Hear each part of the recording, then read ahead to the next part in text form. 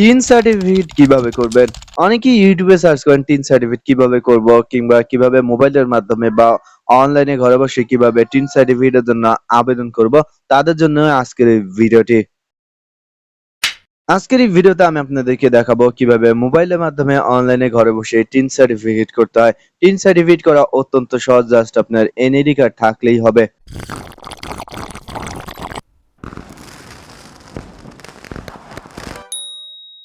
Tin certificate করার জন্য প্রথমত আপনাদেরকে একটি ব্রাউজারে যেতে হবে এবং এনবিআর এর ওয়েবসাইটে প্রবেশ করতে হবে। আমি আমার ক্রোম ব্রাউজারে চলে গেলাম। ব্রাউজারে চলে আসার পর এখানে সার্চ বারে লিখবেন টিন সার্টিফিকেট অ্যাপ্লাই।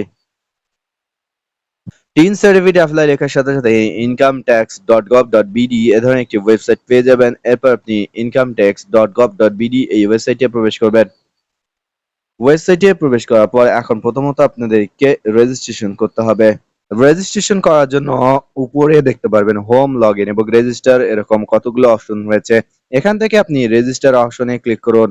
রেজিস্টার অপশনে ক্লিক করার পর এখন আপনাকে প্রথমত একটি ইউজার আইডি দিতে হবে। ইউজার আইডি চাইলে আপনি আপনার নাম হিসেবে ব্যবহার করতে পারেন কিংবা নামের সঙ্গে যে কোনো সংখ্যা বা অক্ষর ব্যবহার করতে পারেন। বাংলাদেশের মধ্যে যে কেউ কোনো ইউজার আইডি ব্যবহার করলে সেই ইউজার আইডি দ্বিতীয় কোনো ব্যক্তি ব্যবহার করতে পারবে না। তাই আপনাদেরকে আনকমন একটি ইউজার আইডি দিতে হবে যে ইউজার আইডি কেউ কখনো ব্যবহার করেনি।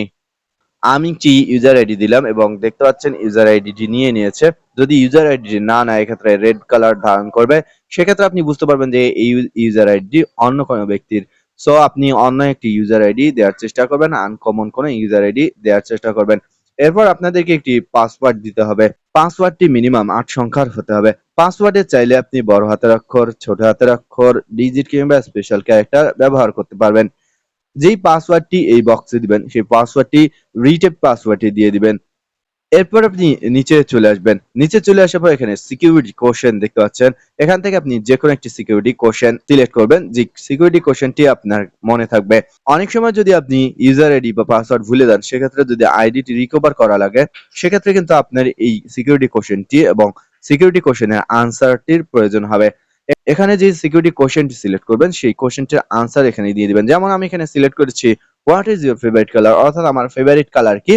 সেক্ষেত্রে আমি এখানে যে কোনো একটি আনসার দিয়ে দিলাম। আপনি যে কোশ্চেনটি সিলেক্ট করবেন সেই অনুযায়ী এখানে আনসার দিয়ে দিবেন। এরপর রয়েছে কান্ট্রি, এখানে বাংলাদেশ রয়েছে, সো আমি বাংলাদেশে রেখে দিলাম। এরপর আপনাদেরকে একটি মোবাইল নাম্বার দিতে হবে। যেই মোবাইল নাম্বারে কেউ কখনো ইনকাম ট্যাক্স এর ওয়েবসাইটে রেজিস্ট্রেশন করেনি সেরকম একটি আনকমন মোবাইল নাম্বার দিতে হবে। মোবাইল নাম্বারটি দেওয়ার পর এখন আপনি এখানে for it in activation code এই অপশনটিতে ক্লিক করবেন। এই অপশনটিতে ক্লিক করলে আপনার মোবাইলে একটি ভেরিফিকেশন কোড যাবে। এখন আপনাকে একটি ইমেল অ্যাড্রেস দিতে হবে। যদি আপনি না চান ইমেল অ্যাড্রেস দিতে সেক্ষেত্রে আপনি এই ঘরটি ফাঁকা রাখতে পারেন, তবে ইমেল অ্যাড্রেস দেওয়া ভালো। এরপর এখানে একটি ক্যাপচা দেখতে পাচ্ছেন এবং ছবিতে কতগুলো অক্ষর দেখতে পাচ্ছেন। এখানে ছোট হাতের অক্ষর হলে ছোট হাতের, বড় হাতের হলে বড় হাতের টাইপ করবেন। ভেরিফিকেশন লেটার এই অপশনটিতে এসে ছবিতে প্রদর্শিত অক্ষরগুলো টাইপ করুন। সমস্ত কিছু হয়ে গেলে ভালো করে চেক করুন। এরপর আপনি রেজিস্টার অপশনে ক্লিক করুন। রেজিস্টার অপশনে ক্লিক করার পর যদি এরকম দেখেন this site cannot be reset, এক্ষেত্রে ঘাবড়ানোর বা চিন্তিত হওয়ার কোনো কারণ নেই। যেহেতু এটি সরকারি ওয়েবসাইট এবং অনেকেই ওয়েবসাইটে কাজ করে যার ফলে অনেক সময় সার্ভার প্রবলেম হয়। সার্ভার প্রবলেম হলে এ ধরনের এরর দেখায়। এক্ষেত্রে আপনি আবারও চেষ্টা করবেন। এরপর আপনার মোবাইলে একটি ভেরিফিকেশন কোড চলে যাবে। এখন আপনি যেই মোবাইলে ভেরিফিকেশন কোডটি যাবে সেই কোডটি এখানে টাইপ করবেন। টাইপ করার পর এখানে অ্যাক্টিভেট অপশনে ক্লিক করবেন। অ্যাক্টিভেট অপশনে ক্লিক করার পর পরবর্তীতে দেখতে পাবেন রেজিস্ট্রেশন কমপ্লিটেড দেখাবে। এখন আপনাকে লগইন করতে হবে। লগইন করার জন্য উপরে লগইন অপশনে ক্লিক করুন। এরপর এখানে আপনি যে ইউজার আইডি দিয়েছেন সেই ইউজার আইডি দিবেন এবং যে পাসওয়ার্ডটি দিয়েছিলেন সেই পাসওয়ার্ডটি দিবেন। পাসওয়ার্ড দেওয়ার পর এখানে লগইন অপশনে ক্লিক করুন। লগইন অপশনে ক্লিক করলে এ ধরনের মেনু দেখতে পারবেন। এখান থেকে এখন আমরা টিন সার্টিফিকেটের জন্য আবেদন করব বা টিন সার্টিফিকেট তৈরি করব। এর জন্য এখান থেকে ক্লিক যে হেয়ার অপশনটি রয়েছে হেয়ার অপশনে ক্লিক করব। হেয়ার অপশনে ক্লিক করার পর এখন আপনাকে বিভিন্ন তথ্য দিতে হবে। প্রথমত আপনাদেরকে টিন সোর্স ইনফরমেশন দিতে হবে, অর্থাৎ আপনি কেন টিন সার্টিফিকেট করছেন সেটির ইনফরমেশন এখানে দিতে হবে। প্রথমত রয়েছে পারপাস অফ টিন, অর্থাৎ আপনি কি পারপাসে টিন সার্টিফিকেট করতে যাচ্ছেন। এক্ষেত্রে ডিক্লারিং ট্যাক্সেবল ইনকাম, অর্থাৎ আপনি কি আয়কর দিতে চান এর জন্য প্রথম অপশনটি।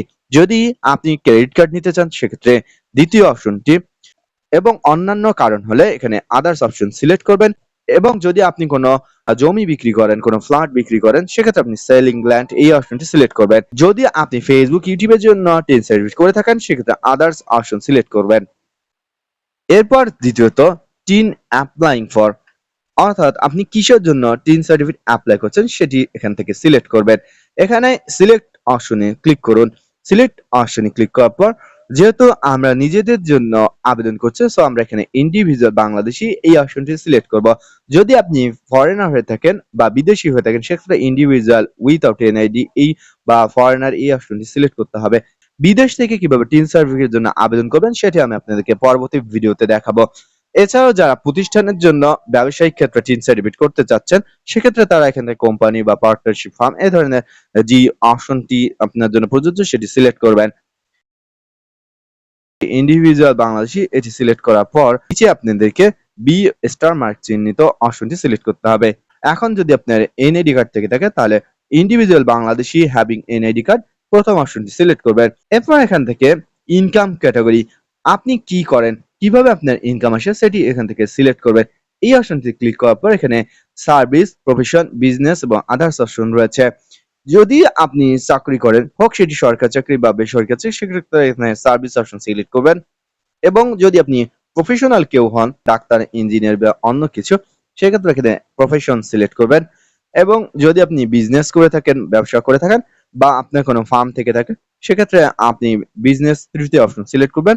আদারওয়াইজ আপনি যদি স্টুডেন্ট হয়ে থাকেন, বেকার হয়ে থাকেন, গৃহিণী হয়ে থাকেন সেক্ষেত্রে আদার্স অপশন সিলেক্ট করবেন।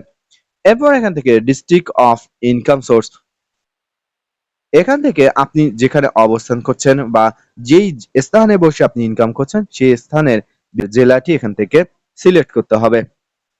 এরপর এখান থেকে সোর্স অফ ইনকাম এই অপশনটিতে ক্লিক করে আপনি কিসের মাধ্যমে ইনকাম করেন বা কোন সোর্সটি থেকে আপনার ইনকাম আসে সেটি এখান থেকে সিলেক্ট করুন। যেমন আপনি কৃষি কাজ করে থাকলে ইনকাম ফ্রম এগ্রিকালচার এই অপশনটি সিলেক্ট করবেন। বিজনেস করে থাকলে দ্বিতীয় অপশন, যদি চাকরি করে থাকেন তৃতীয় অপশন। এভাবে আপনি আপনার ক্যাটাগরি অনুযায়ী নির্দিষ্ট অপশন সিলেক্ট করবেন। যদি আপনি না বুঝেন আমাকে কমেন্টে জানাবেন, আমি আপনাদেরকে বুঝিয়ে দেওয়ার চেষ্টা করব। যখন আপনি আদার সোর্সেস অপশনে ক্লিক করবেন এরপর আদার সোর্স হিসেবে এখানে একটি বক্স চলে আসবে। আপনি কোন সোর্স থেকে ইনকাম করেন সেটি এখানে লিখে দিবেন। যেহেতু আমি যার জন্য করছি তিনি একজন হাউস ওয়াইফ, সো আমি এখান থেকে হাউস ওয়াইফ লিখে দিব।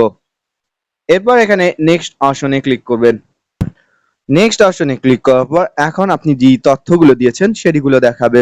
এরপর এখান থেকে লোকেশন সিলেক্ট করতে হবে। আপনি যে লোকেশনে অবস্থান করছেন সেই লোকেশনটি এই অপশনটিতে ক্লিক করে সিলেক্ট করবেন। এই লোকেশন অনুযায়ী আপনি বুঝতে পারবেন যে আপনি কোন কর অঞ্চলের অধীনে টিন সার্টিফিকেটটি করছেন এবং পরবর্তীতে আপনাকে সেই কর অঞ্চলের অধীনেই ট্যাক্স দিতে হবে। তাছাড়াও পরবর্তীতে আপনি যেই স্থানে অবস্থান করুন না কেন সেই স্থানের অধীনেই কর দিতে পারবেন। এরপর আপনি গো টু নেক্সট অপশনে ক্লিক করুন। এখন আপনাকে আপনার বেসিক ইনফরমেশন দিতে হবে। এখন আপনি এখানে কতগুলো বক্স দেখতে পারবেন, অবশ্যই এনআইডি কার্ড অনুযায়ী আপনাদেরকে এখানে লিখতে হবে। প্রথমত লিখতে হবে ট্যাক্স দাতার নাম। অবশ্যই আপনার এনআইডি কার্ড অনুযায়ী সমস্ত বানানো ঠিক থাকতে হবে, বানান ভুল হলে কিন্তু আপনি সাবমিট করতে পারবেন না। এরপর লিঙ্গ এখান থেকে সিলেক্ট করবেন। এরপর ট্যাক্স পেয়ার ন্যাশনাল আইডি কার্ডের নাম্বারটি এখানে দিবেন। এরপর তার জন্ম তারিখ এখান থেকে সিলেক্ট করবেন। প্রথমত এখান থেকে দিন সিলেক্ট করবেন। এরপর এখান থেকে মাস সিলেক্ট করবেন। এরপর এখান থেকে বছর সিলেক্ট করবেন। এরপর এখানে এসে পিতার নাম লিখবেন। অবশ্যই এনআইডি কার্ড অনুযায়ী ইংলিশে লিখতে হবে, কোনো বানান ভুল হলে কিন্তু এখানে হবে না।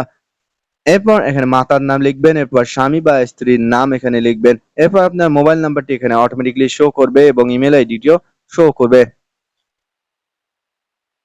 এরপর আপনি নিচে চলে যাবেন। নিচে চলে আসার পর আপনাকে অ্যাড্রেস দিতে হবে। প্রথমত রেসিডেন্সিয়াল অ্যাড্রেস বা প্রেজেন্ট অ্যাড্রেস দিতে হবে।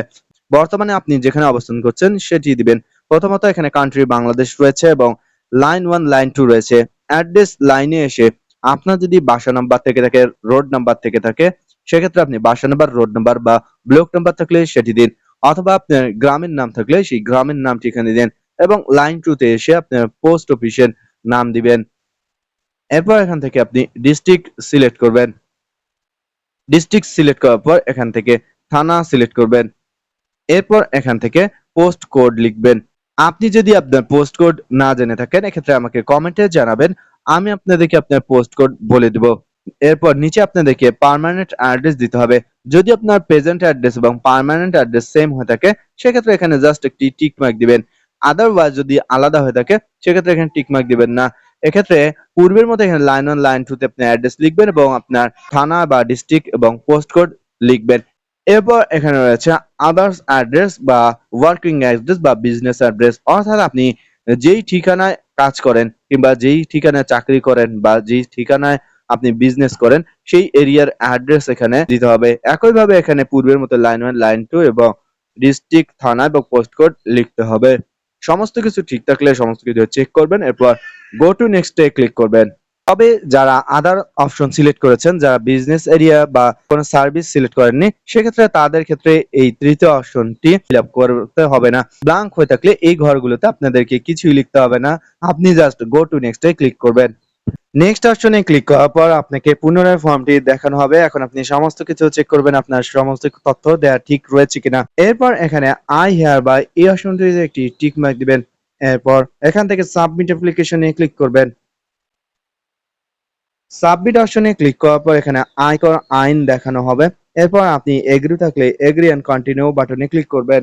সাবমিট অ্যাপ্লিকেশনে ক্লিক করার পর যদি দেখেন যে name does not match with provided NED information, তাহলে আপনি বুঝতে পারবেন যে আপনার কোনো ইনফরমেশনে ভুল হয়েছে, আপনার ইনফরমেশন গুলো এনইডি কার্ড অনুযায়ী সঠিক হয়নি। সেক্ষেত্রে আপনি পুনরায় এখান থেকে ব্যাক করবেন। ব্যাক করে এরপর আপনি আপনার টিন সার্টিফিকেট দেখতে পারবেন এবং ক্লিক করার সাথে সাথে আপনার টিন সার্টিফিকেট ডাউনলোড হবে। বর্তমানে যার তথ্যগুলো দিয়েছি সেই তথ্যগুলো আমি আসলে আপনাদেরকে দেখানোর জন্য দিয়েছি এবং ভুল তথ্য হওয়ার কারণে এখানে মিসম্যাচ হয়েছে এবং পরবর্তী ধাপে আমি যেতে পারবো না।